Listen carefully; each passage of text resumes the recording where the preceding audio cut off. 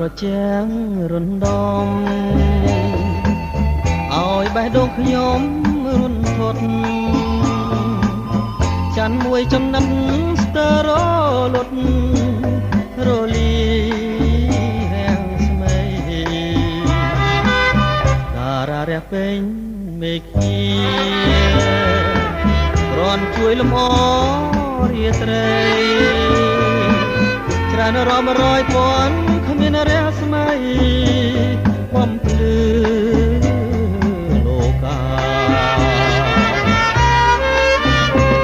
ប